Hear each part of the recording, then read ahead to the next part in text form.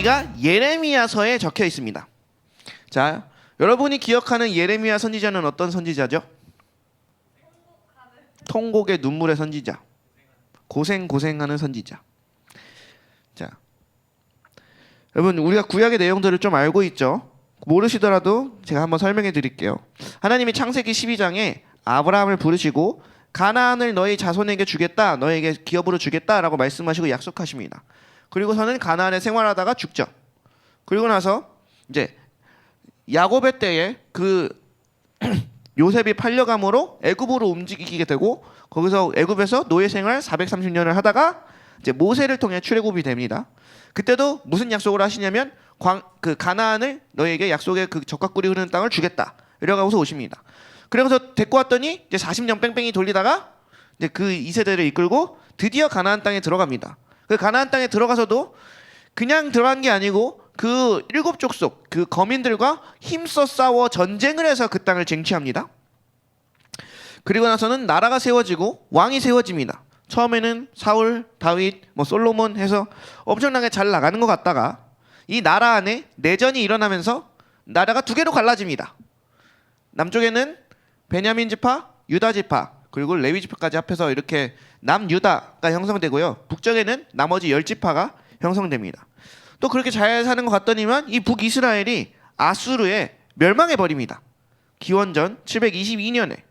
그 다음에 남유다도 멸망을 해버립니다. 기원전 586년에. 그리고 유다의 백성들은 남유다의 백성들은 바벨론 제국의 포로로 잡혀가게 됩니다. 자, 이 바벨론에 의해서 수차례 이렇게 공격을 당하고 고통을 당하면서 나라가 멸망하나 안 하나 이 절체절명의 순간에 활동했던 선지자가 바로 예레미야입니다. 그래서 예레미야 선지자가 나라의 멸망을 예언하기도 했고 진짜 고생을 많이 했던 선지자 중에 한 명입니다. 그 선지자에게 하나님이 하신 말씀이 이 말씀입니다.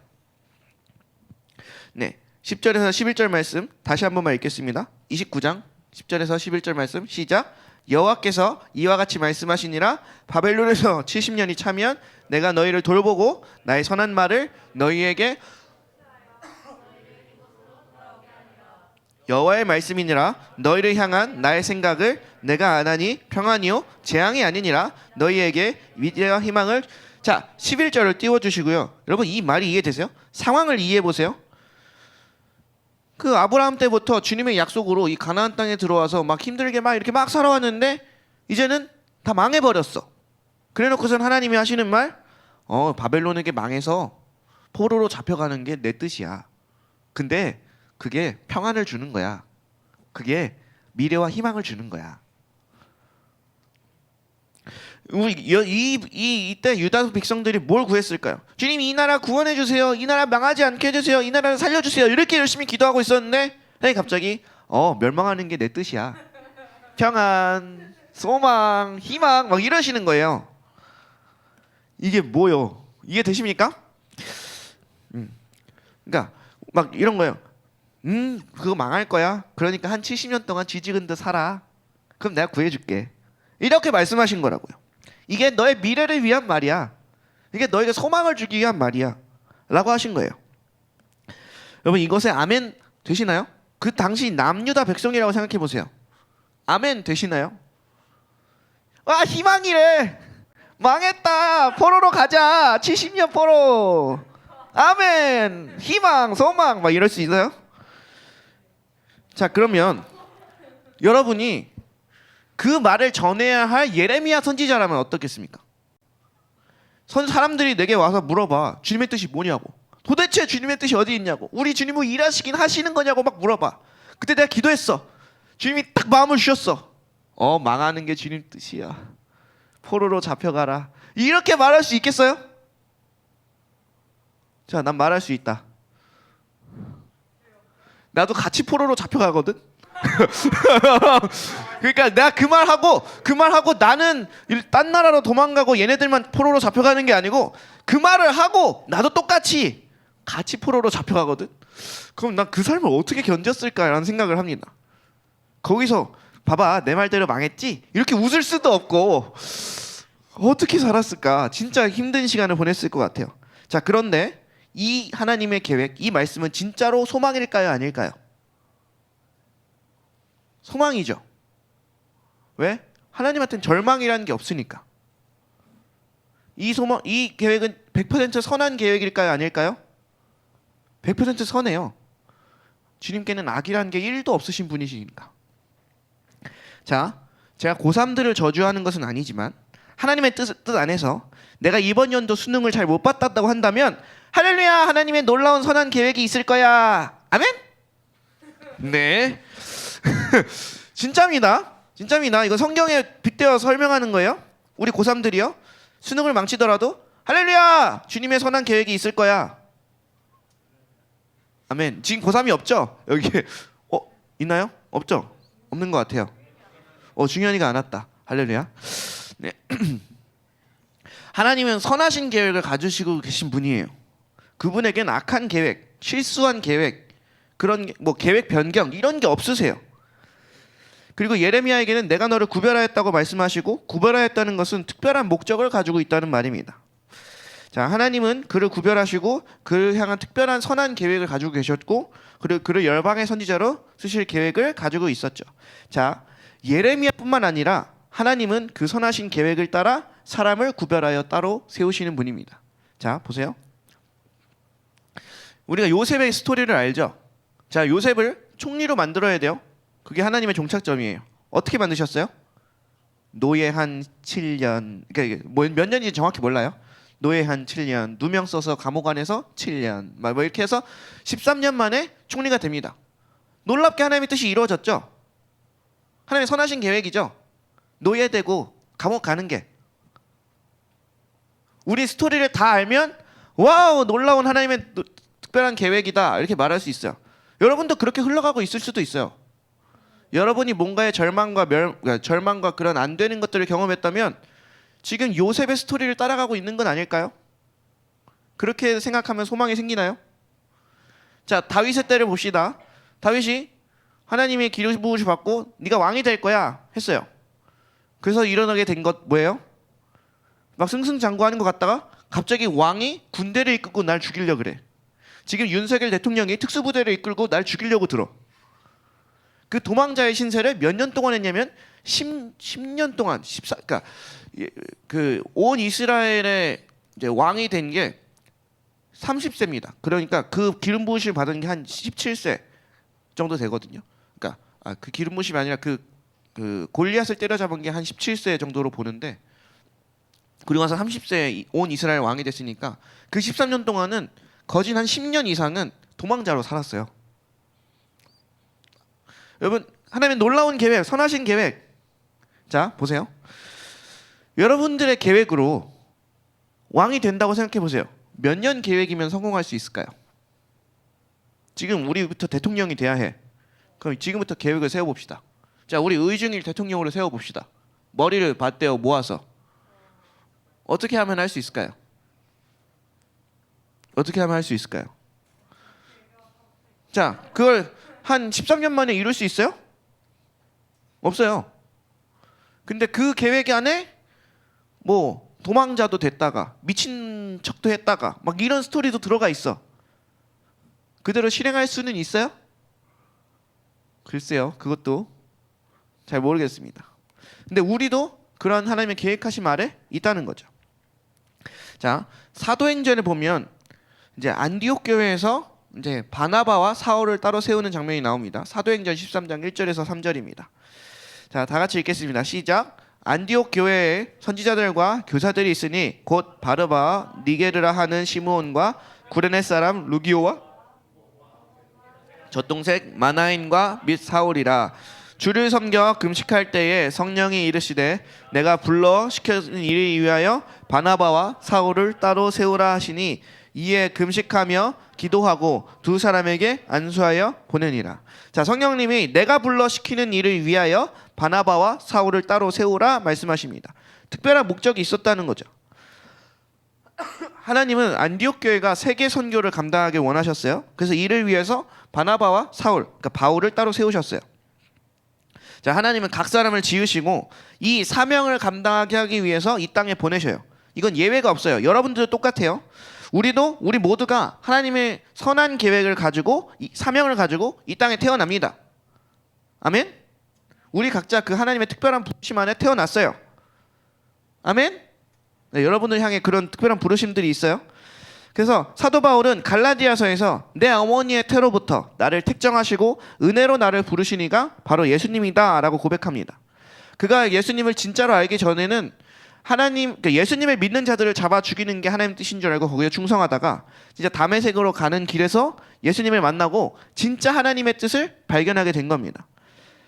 자, 이사야는 이런 고백을 합니다. 49장 1절에서 3절입니다. 이사야 49장 1절에서 3절 같이 읽겠습니다. 시작. 섬들아 내게 들으라 먼 곳 백성아. 네, 49장 1절에서 3절입니다. 제가 안 적어드렸나요? 제가 읽어드릴게요. 섬들아 내게 들으라 먼 곳 백성들아 귀를 기울이라. 여호와께서 태에서부터 나를 부르셨고 내 어머니의 복중에서부터 내 이름을 기억하셨으며 내 입을 날카로운 칼같이 만드시고 나를 그의 손의 그늘에 숨기시며 나를 갈고 닦은 화살로 만드사 그의 화살통에 감추시고 내게 이르시되 너는 나의 종이요 내 영광을 내 속에 나타낼 이스라엘이라 하셨느니라. 자, 이사야는 엄마 뱃속에 있을 때부터 그의 선하신 계획을 따라 부르시고 인도하신 그 하나님의 계획을 찬양했습니다. 자, 예레미야도 오늘 본문을 통해서 하나님의 선하신 계획과 그 부르심을 알게 되고 거기에 응답했죠. 자, 다윗은 시편에서 이런 고백을 합니다. 시편 139편 16절입니다. 네, 139편 16절이요? 없어요? 네. 네, 제가 읽어드릴게요. 내 형질이 이루어지기 전에 주의 눈이 보셨으며 나를 위하여 정한 날이 하루도 되기 전에 주의 책에 다 기록이 되었나이다. 이게 다윗의 고백이었습니다. 사도 요한은 침례 요한에 대해서 소개할 때 이렇게 소개했어요. 요한복음 1장 6절. 네. 하나님께로부터 보내심을 받은 사람이 있으니 이 사람의 이름은 요한이라. 네, 바울과 이사야 그리고 예레미야, 다윗 이들 모두는 한결같이 자신이 이 세상에 태어나기 전부터 하나님이 선하신 계획을 세우시고 자신을 이 세상에 보냈다고 고백했습니다. 성경은 특별한 몇몇 사람들에게만 이 특별한 계획을 하나님이 가지고 계시다고 말하지 않아요. 모든 사람들을 향하여 하나님의 특별한 계획이 있다고 하시고 예를 들어서 몇몇 사람들을 이제 알려주신 겁니다. 하나님은 각 사람을 지으시고 그 할 일을 주어서 그 사명을 주어서 이 세상에 보냅니다. 그럼 여러분들이 태어났을 땐 사명을 갖고 태어난 거예요? 안 갖고 태어난 거예요? 갖고 태어난 거예요. 하나님의 계획을 가지고 태어난 거예요. 그 누구도 우연히 이 세상에서 온 사람은 없고 저절로 생겨난 사람도 없고 실수로 태어난 사람은 더더욱 없습니다. 절대로 없습니다. 하나님이 우리를 치은히 지으시고 이 세상에 그 뜻을 위하여 그 할 일 때문에 우리를 이 땅에 보내신 겁니다. 자, 이사야 43장 7절 준비됐나요? 네, 이사야 43장 7절을 함께 보겠습니다. 네, 시작. 내 이름으로 불려지는 모든 자 곧 내가 내 영광을 위하여 창조한 자를 오게 하라. 내가 그를 지었고 그를 내가 만들었느니라. 자, 에베소서 2장 10절에는 이렇게 나옵니다. 우리는 그가 만드신 바라 그리스도 예수 안에서 선한 일을 위하여 지으심을 받은 자니 이 일은 하나님이 전에 예비하사 우리로 그 가운데 행하게 하려 하심이라. 자, 하나님을 따르던 믿음의 선진들은 다 100% 선하신 그 하나님의 계획을 찬양하고 믿고 따르며 살았습니다. 자, 그러면 여러분 사람이 세운 계획은 좋은 거예요, 나쁜 거예요? 사람이 계획을 세우는 거 이건 좋은 거예요, 나쁜 거예요? 케바케? 좋을 수도 있고 나쁠 수도 있어요? 다 나빠요? 다 좋아요? 우리도 계획을 세우면 살잖아. 아무 계획이 없니? 계획을 가지고 살잖아. 그럼 그 계획은 선해요, 나빠요?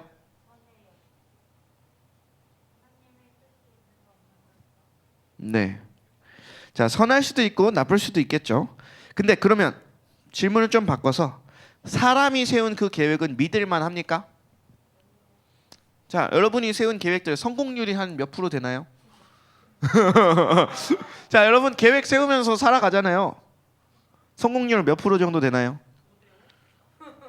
저는 제가 세웠던 계획들 성공률 10%도 안 돼요. 그래서 결단했어요. 계획을 세우지 않기로.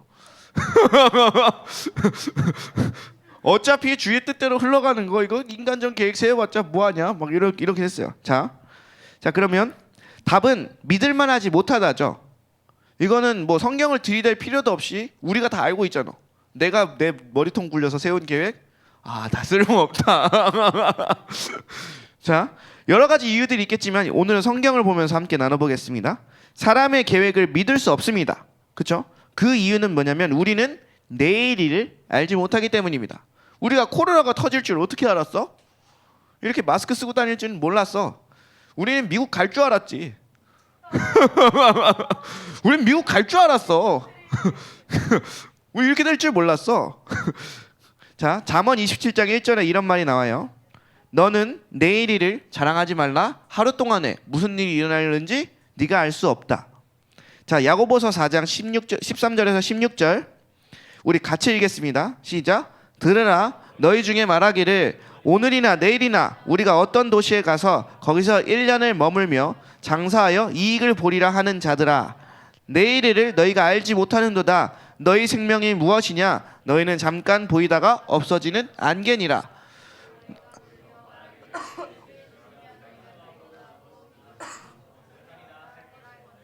이제도 너희가 허탕한 자랑을 하라니 그러한 자랑은 다 악한 것이라. 여러분 야고보서에 이런 말씀이 있는지 몰랐죠? 야고보서 그렇게 많이 읽은 것 같은데. 네. 자, 사람이 계획을 믿을 수 없는 첫 번째 이유는 우리가 내일 일을 알지 못한다. 자, 두 번째 이유는 우리의 능력에 한계가 있습니다. 우리의 머리가 딸려요. 우리의 손에 능력이 딸려요. 그리고 성경에서는 만물보다 부패한 것이 사람의 마음이라고 고백합니다. 그래서 그 악한 마음에서 나온 게 어떻게 선한 계획일 수 있느냐라는 겁니다. 예레미야서 17장 5절 6절에는 이런 말씀이 나와요. 여호와께서 이와 같이 말씀하시니라. 무릇 사람을 믿으며 육신으로 그의 힘을 삼고 마음을 여호와께서 떠난 그 사람은 저주를 받을 것이라. 그는 사막의 떨기나무 같아서 좋은 일이 오는 것을 보지 못하고 광야의 건조한 곳 건건한 땅 사람이 살지 않는 땅에 살리라. 자, 이게 사람의 통밥으로 사람의 육신의 힘으로 계획하며 사는 사람에게 하는 말. 광야의 간조한 곳 건건한 땅 사람의 살지 않는 그 땅에 살리라. 자, 하나님을 대신해서 나 자신을 의지하거나 다른 사람을 의지하는 삶은 광야를 걷는 삶과 같다 라고 말합니다. 네, 거기다 두시면 되겠습니다. 네, 그리고 사람의 계획은 수시로 바뀌죠. 왜냐하면 우리의 지혜와 능력이 한계가 있으니까. 자, 변경할 수밖에 없는 상황을 맞이하는 겁니다. 자, 사람의 계획을 믿을 수 없는 세 번째, 성경에서 말하는 세 번째는 근본적으로 나의 계획대로 사는 것, 내가 계획을 세서 그 내 계획대로 사는 것, 내 마음대로 사는 것이 바로 하나님 앞에서 불순종하는 삶이 되기 때문입니다. 우리가 익히 말하는 죄성, 원죄라고 하는 것이 뭐냐면 바로 하나님의 뜻을 무시하고 하나님의 계획을 무시하고 내 마음대로 내 뜻대로 내 계획대로 살아가려고 하는 그 마음 자체가 바로 죄의 본성이라고 하는 겁니다. 죄는 하나님께 순종하는 대신에 나 자신의 삶을 추구하게 합니다. 그것으로부터 죄가 시작됩니다. 바꿔 말하면 하나님의 계획을 거부하고 내 계획을 따라 사는 것 그 자체가 바로 죄의 시작이고 죄의 근본이라고 하는 겁니다. 그게 바로 불순종이라고 하는 겁니다. 그래서 성경은 이렇게 우리에게 권면합니다. 시편 37편 5절에서 6절입니다. 같이 읽겠습니다. 시작. 내 길을 여호와께 맡기라. 그를 의지하면 그가 이루시고 내 의를 빛같이 나타내시며 내 공의를 정오의 빛같이 하시리로다. 내 길을 여호와께 맡기라. 아멘. 자, 맡기고 살고 계시죠? 여러분 진짜 저처럼 다 맡겨버리시길 원해요. 전 세정에 올 뜻도 없었고 전도사가 될 뜻도 없었고 여러분 좀만 지나면 다 그런 삶을 살게 될 겁니다. 제가 그 19살 때 졸업 논문처럼 이렇게 자서전을 썼어요. 그때 우리는 졸업 논문으로 이제 내가 끝에 죽길 날이 가까웠을 때 내 자서전을 쓰는 것이 졸업 논문이었는데 그때 내용을 지금 읽어보면 전혀 달라요. 전혀 달라요. 나는 내 대학 생활에 엘레나라는 그 외국인을 만나거든요. 걔한테 도움을 엄청 많이 받는다고 제가 써놨어요. 엘레나라는 사람이 있지도 않아요. 나에게 도움을 준 외국인 없어. 그런 사람 없었어. 그리고 내 그 자서전 안에는 그 대학 시절에 이렇게 같이 막 서로 도우면서 공부한 그 어떤 여인과 내가 결혼을 합니다. 근데 그런 사람은 전혀 없어. 없어. 그 자서전대로 이루어진 게 하나도 없어요. 그래서 제 첫째 이름은 남자여가지고 성빈이라고 지었었거든요. 근데 제 딸은 딸이 나왔고 소원이고요. 둘째가 이제 여자긴 했는데 아무튼 그래서 이제 그런데 아무튼 전혀 달라. 제가 쓰기로 이제 36살쯤 되면 이제 어느 막 이런 선교 캠프나 이런 데서 절 부르고 이렇게 저 이제부터 이렇게 그때 그렇게 왜 썼지? 아무튼 CCM 가수로 활동한다 뭐 이렇게 써져 있거든요. 그거 안 됩니다. 그거 안 돼요. 네, 여러분 때가 되면 제가 썼던 자서전을 한번 보여드릴게요. 그 요번 설교 때만 봤는데 이걸 왜 썼지? 약간 이런 생각이 막. 자, 그리고 시편 37편 23절 24절에 이런 말씀이 나와요. 시작. 여호와께서 사람의 걸음을 정하시고 그의 길을 기뻐하시나니 그는 넘어지나 아주 엎드려지지 아니함을 여호와께서 그의 손으로 붙드심이라. 자, 이게 바로 하나님의 그러니까 자신의 계획을 따를 수 없는 이유, 믿을 수 없는 이유입니다. 사람의 계획을 믿을 수 없는 이유. 그럼 반대로 우리를 향한 하나님의 계획을 믿을 수 있는 이유는 뭔가요? 하나님의 계획을 믿을만 하잖아요. 그렇죠? 신뢰할만 하잖아요. 아멘? 그럼 그런 이유가 뭘까요? 첫째로 하나님은 우리의 삶을 계획하실 자격이 있으신 분이에요.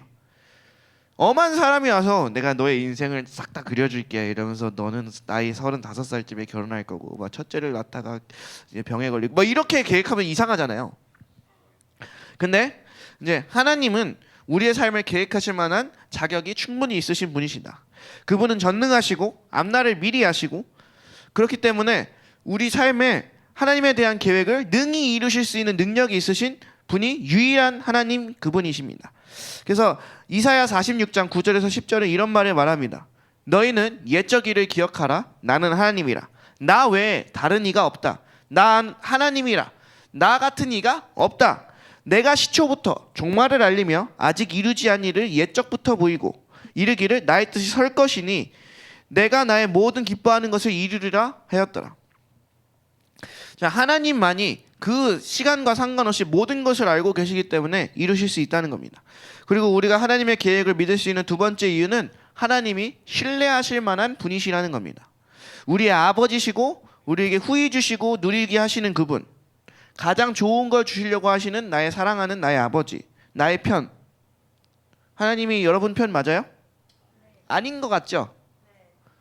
왜냐면 내가 해놓은 지시 있는데 어떻게 주님이 내 편이겠어?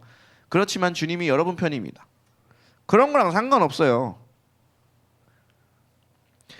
가장 확실한 이유는 자기 독생자를 아낌없이 우리에게 주셨다는 사실입니다. 그렇기 때문에 하나님의 계획은 신뢰할 만합니다. 로마서 8장 32절에 자기 아들을 아끼지 아니하시고 우리 모든 사람을 위하여 내어주시니가 어찌 그 아들과 함께 우리에게 모든 것을 주시지 아니하겠느냐.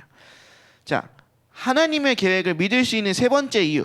자, 가장 중요한 이유입니다. 가장 중요한 이유. 빠밤. 뭐냐면 계획의 성공률이 100%예요. 실패한 적이 없어. 자, 우리의 계획의 성공률은 조그만한 계획만 일단 매년 운동 계획 세우잖아요. 다이어트 계획 세우잖아요. 자, 성공하시는 분. 자, 매년 성경 1독 계획 세우시잖아요. 성공하시는 분. 근데 우리 하나님의 계획은 적중률 100%, 성공률 100%, 승소율 뭐 이렇게 따져도 100%. 그게 바로 우리 하나님이시라는 겁니다. 예레미야 32장 40절에서 41절 같이 읽겠습니다. 시작. 내가 그들에게 복을 주기 위하여 그들을 떠나지 아니하리라. 나는 영원한 언약을 그들에게 세우고 나를 경외함을 그들 마음에 두어 나를 떠나지 않게 하고 내가 기쁨으로 그들에게 복을 주되 분명히 나의 마음과 정성을 다하여 그들을 이 땅에 심으리라. 자, 하나님의 계획을 믿을 수 있는 이유 네 번째는 그 계획을 이루시는 분이 하나님이시죠. 그리고 그것을 할 수 있도록 도와주시는 분도 하나님이시고 우리가 실수했을 때 AS 서비스 처리해 주시는 분도 하나님이시다. 이게 서비스가 장난 아닌 거예요. 이게 고객센터 인프라 서비스가 하나님이 장난 아니게 잘 출중하게 준비되어 있는 시스템이라는 겁니다. 그래서 예레미야 17장 7절 8절은 이렇게 나와요. 무릇 여호와를 의지하며 여호와를 의뢰하는 그 사람은 복을 받을 것이다. 자, 8절 다 같이 한 목소리를 읽겠습니다. 시작. 그는 물가에 심겨진 나무가 그 뿌리를 강변에 뻗치고 더위가 올지라도 두려워하지 아니하며 그 잎이 청청하며 가무는 해에도 걱정이 없고 결실이 그치지 아니함이라. 이게 바로 하나님을 의지하며 신뢰하는 사람이 받는 복입니다. 그래서 우리는 우리의 마음을 다하고 여호와를 신뢰하고 우리의 명철을 의지하지 않고 범사의 주님을 인정해야 합니다. 자, 이러한 선한 하나님의 선한 계획, 좋은 계획들이 우리 각 사람을 향하여 다 있다는 겁니다. 우리 개성을 너무나도 잘 아시기 때문에. 자, 근데 그래서 우리가 하나님의 계획을 알려달라고 알려주세요 하고 기도하면 하나님이 알려주실까요? 하나님의 계획을 알려주세요? 네, 당연히 알려주세요. 주님이 알려주세요. 근데 그 알려주시는 스타일이 있어요.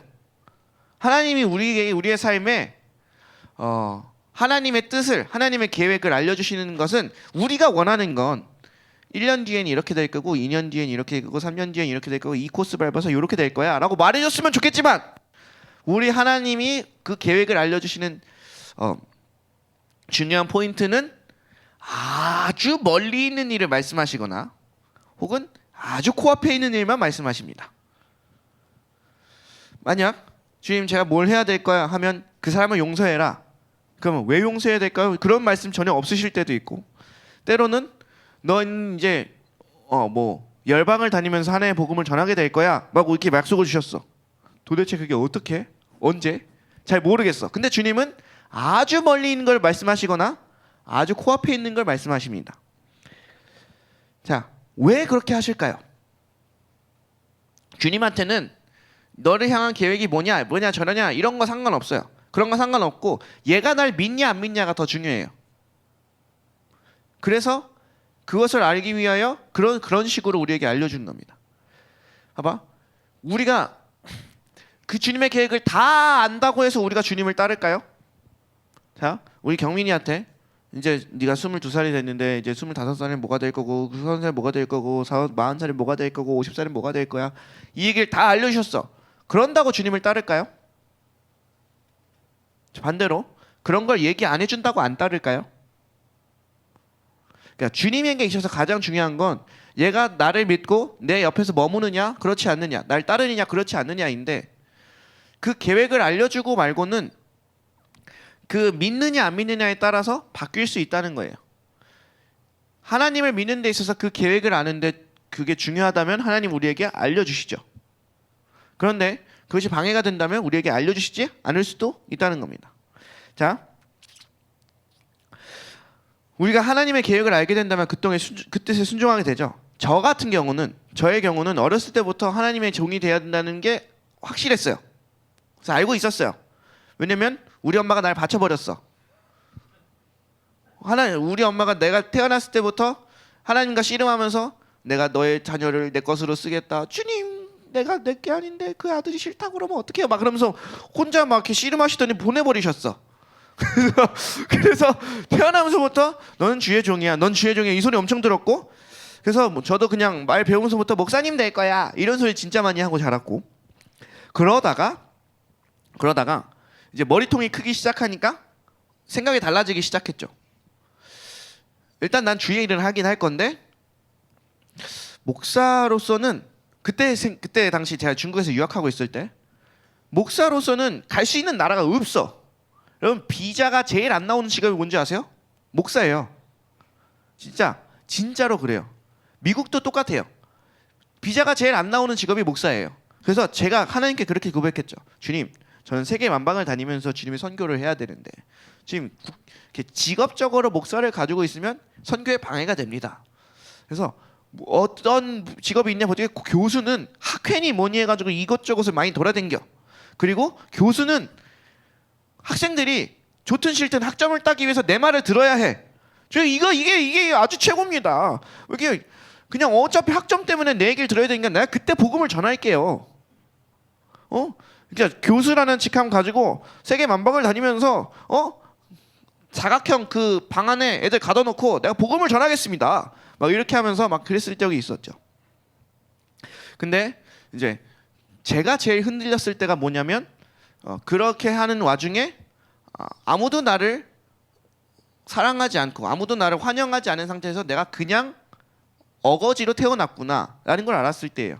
그리고 그게 회복됐을 때는 어떤 때였냐면 하나님이 놀라우신 사랑과 계획 안에서 나를 이 땅에 보내셨구나를 체험하게 됐을 때가 내가 회복할 수 있었던 중요한 순간이었습니다. 그리고 그때부터 내 모든 계획들을 버리고 하나님의 계획을 따라 살게 되었죠. 자, 우리는 하나님께로부터 보내심을 받은 사람입니다. 그죠? 그렇게 우리가 굉장히 가치가 있는 사람들입니다. 그래서 이 세상에는 나밖에 하지 못하는 일이 존재해요. 나라서 할 수 있는 일이 존재해요. 아닌 것 같죠? 실제로 그래요. 하나님이 우리를 통해 이루고자 하시는 그 유일한 일이 있어요. 그래서 여러분들이 그래서 그 일을 위하여 지금 준비되고 있는 거예요. 아멘? 네. 그래서 우리는 하나님께로부터 이 나라에 파송을 받은 사람들입니다. 이제 다시 하나님께로 돌아갈 거예요. 그래서 이 말을 뭐라고 표현하냐면 우리가 이제 하나님 나라의 대사다. 하나님 나라의 대사다. 예수 그리스도의 편지다. 대사다. 이런 표현들을 하죠. 사도 바울이 오직 자랑하는 직분 하나가 뭐냐면 바로 예수 그리스도의 사신이라는 겁니다. 하나님 나라의 대사라는 겁니다.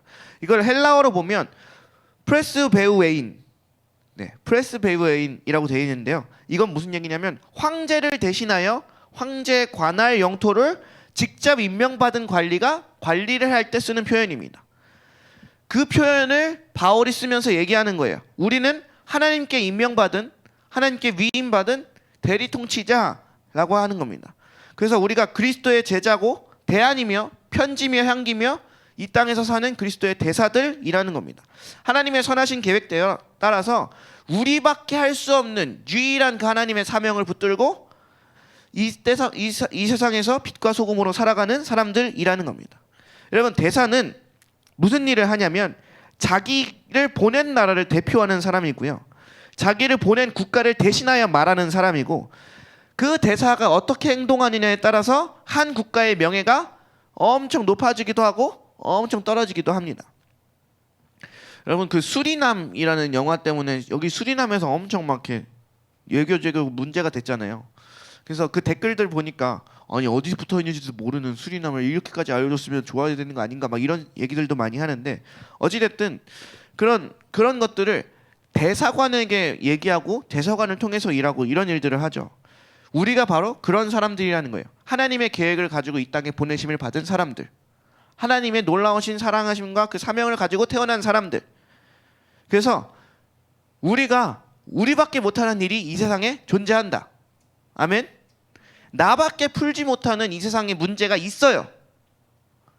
하나님이 나를 통해서 그 문제를 풀려고 이 세상에서 아직 풀지 못하고 있는 그 문제가 있어. 그래서 우리가 빨리 주님에서 잘 준비되면 주님은 우리를 통해서 그 문제를 해결하실 거예요. 그 일들을 성취하실 거예요. 우리가 바로 그런 사람들이에요. 자, 따라해 보겠습니다. 나는 이 세상에서 그리스도의 왕되심을 선포하는 사람이다. 나는 하나님의 나라를 대표하는 사람이다. 자, 나는 하나님의 나라를 대변하는 사람이다. 나는 하나님의 나라의 명예를 짊어지고 있는 사람이다. 아멘. 그러니까 우리가 아무것도 아닐 수 없는 거예요. 우리의 인생이 별 볼 일 없을 수 없는 거예요. 우리는 연약할 수도 있으나 하나님의 나라를 대신하고 있기 때문에. 자, 나라가 멸망하고 있는 절체절명의 순간에 망하고 포로로 잡혀가는 게 하나님의 뜻이고 그게 100% 선하신 계획인 이유가 있어요.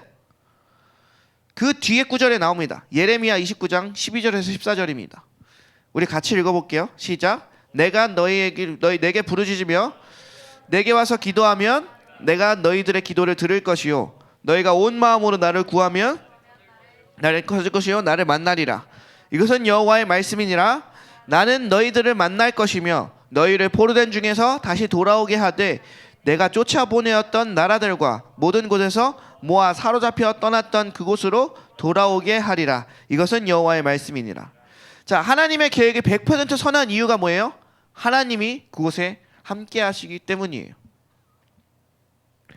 우리가 아무리 대단한 계획을 세운다 할지라도 그 계획 가운데 하나님이 함께 계시지 않으면 그건 진짜 아무것도 아닌 허망한 계획이 됩니다. 근데 굉장히 이상한 행동이고 이상한 계획이고 되게 안 좋은 것 같이 보여도 하나님이 그 계획 가운데 함께 하신다면 그것은 선하고 올바르고 성취할 만한 그런 놀라운 계획이 됩니다. 그래서 우리는 우리의 계획이 아닌 하나님의 계획을 따르는 겁니다. 뭐 MBTI도 있지만 P가 계획을 잘 못 세우고 즉흥적이고 J가 잘 세우는데, 그래서 이것들을 훈련 받을 때가 있어요. 하나님의 계획에 순복하는 일들. 이때 J들은 좀 많이 힘들어 하더라고요. 왜냐면 그들은 계획이 흔들리는 걸 굉장히 힘들어 하니까. 근데 중요한 포인트는 뭐냐면 하나님이 원하시는 건 계획을 세우지 말라가 하나님 뜻이 아니에요. P들은 잘 들으세요. 계획 세우는 훈련을 해야 돼요. 저도 굉장한 P지만 계획을 세웁니다. 예, 아무 생각 없이 살지 않아요. 저 아무 목적 없이 살지 않아요. 계획하고 살아요. 근데 하나님이 우리에게 훈련시키는 건 뭐냐면 수정 가능한 계획을 세우도록 하세요. 언제든 하나님이 그 계획에 개입하시면 아멘 할렐루야 하고 엎드리고 그 계획을 수정하고. 그래서 J들은 그 계획이 무너졌어도 하나님을 신뢰하며 수정하는 그런 훈련들을 하게 되고요. P들은 어떤 훈련을 하냐면 계획을 세우는 훈련을 합니다. 여러분, 리더가 되려면 계획을 세울 줄 알아야 돼요. 제가 아무 생각 없이 여기 태그에 서 있다고 생각해 보세요. 그렇지 않아요. 그렇게 보일지라도 그렇지 않아요. 여러분, 난 다 계획이 있다고. 예. 우리 함께 찬송하고 주님께 나가서 기도할 건데요. 여러분, 하나님의 계획을 따르는 게 쉬울까요? 어려울까요? 쉬울까요? 어려울까요? 네, 쉽습니다. 근데 왜 우리는 어렵다고 생각할까요? 하나님의 그 계획은 거기에는 나의 욕심을 버려야 하는 일들이 포함되기 때문이에요. 여러분, 제가 하나님의 계획 안에서 그걸 포기해야 됐었던 것 중에 하나가 뭐냐면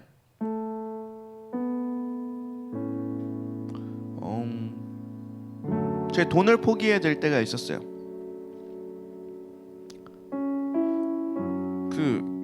제 돈이 한 200만 원 있었거든요. 그 200만 원이 통장에 있으니까 왜 이렇게 마음이 평안한지. 이게 삶이 그냥 살만해. 아주 그냥 얼마 되지 않는 돈인데 내 통장 안에 200만 있다 그러니까 우리 가족이 어떻게 못 살고 있든 상관없어.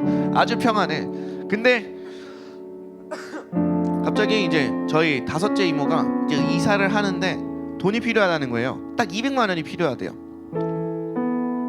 다시 갚아주겠다는 조건은 달라붙었지만 딱 그걸 보는 순간 이거 나보고 주라는 소리구나. 하나님이 그걸 알게 하셨어. 그래서 그걸 그냥 기쁨으로 드렸죠. 여러분, 그렇게 할 수 있었던 이유가 있어요. 뭐냐면 내가 예전에 돈을 가지고 아둥바둥하면서 이 돈 아껴가면서 막 먹고 막 이렇게 할 때는 진짜 라면 하나 먹고 빵 하나 먹고 이렇게 살다가 진짜 그걸 다 주님께 드리고 주님 날 먹이시든 죽이시든 알아서 하세요 하고서 주님의 계획을 맡겨드리니 정말 잘 먹고 살았던 그런 시절이 있었습니다. 여러분, 이런 걸 경험하게 될 거예요. 하나님의 계획을 따르면. 처음에는 주님의 계획을 따르면 내 걸 포기해야 될 것들이 많아져요. 처음엔 그렇습니다. 근데 그걸 포기하다 보면 더 놀라운 것들이 열려요. 그래서 우리도 그 하나님의 선하신 계획에 참여하는 자들이 되기를 소망합니다. 우리 이 시간 같이 찬양하고 기도하도록 하겠습니다.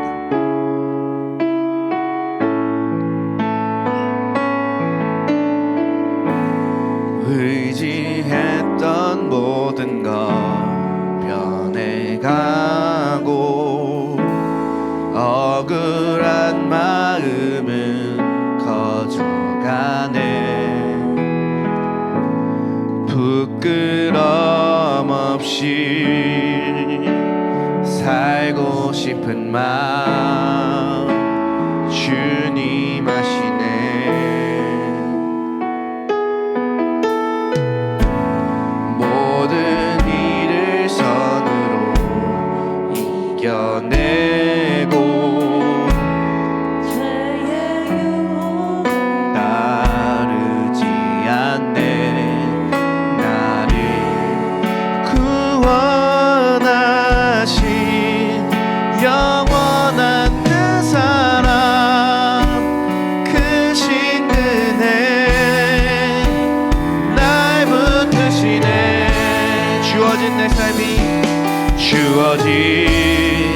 삶이 작게만 보여도 선하신 주 나를 이끄신 분의 중심을 보시는 주님만 따르니 날 택하신 주만을 지혜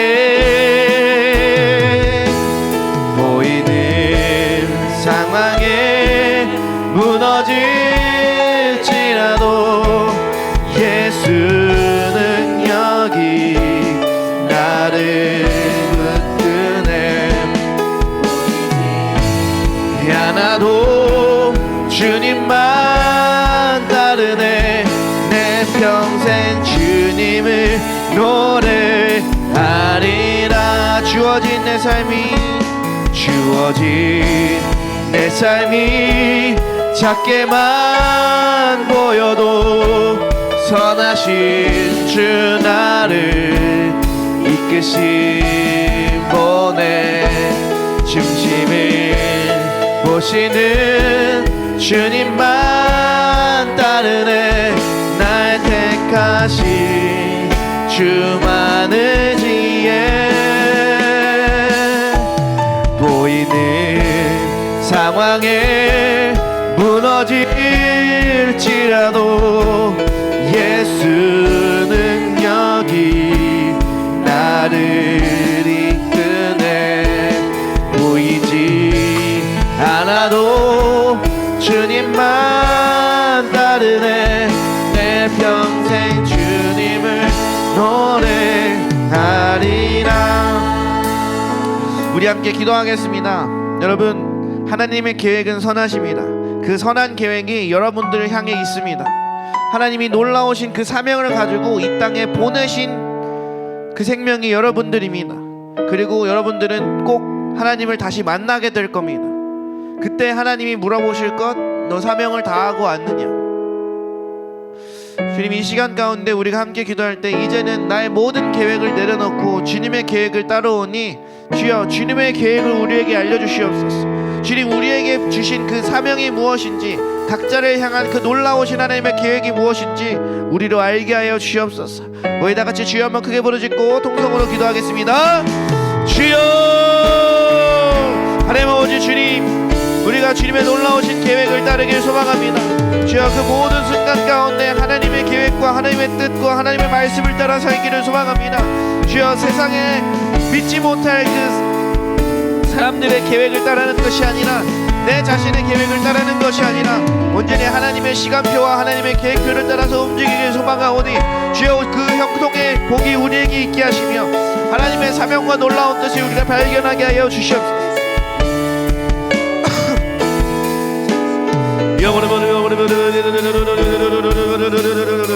주님 도우소서 이끄소서 우리에게 축복하여 주시옵소서.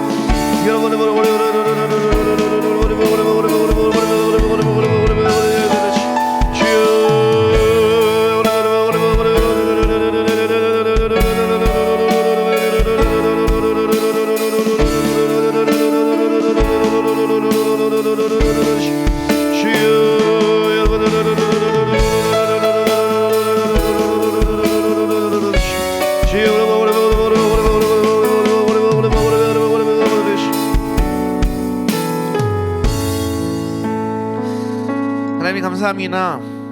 우리가 정말로 가치 있는 이유는 그냥 태어난 자들이 아니고 주님께서 친히 만드셨고 주님께서 친히 그 계획하심을 따라 이 땅에 사명을 가지고 보내신 존재들이기 때문입니다.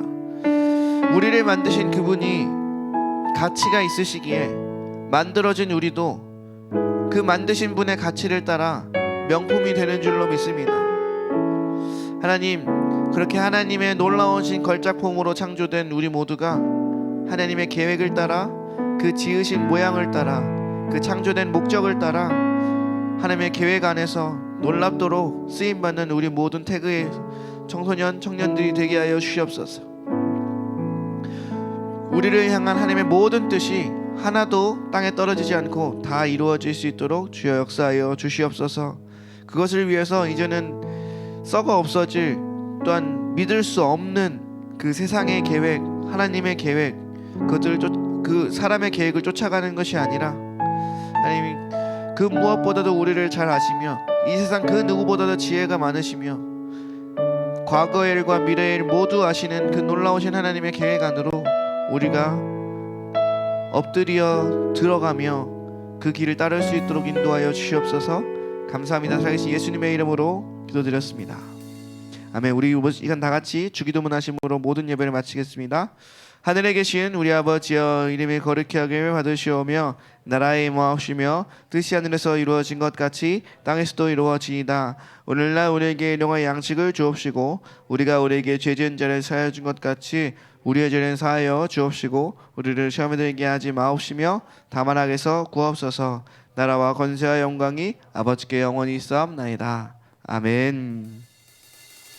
네, 모든 예배를 마쳤습니다. 우리 이제 셀 모임으로 모이도록 하겠습니다.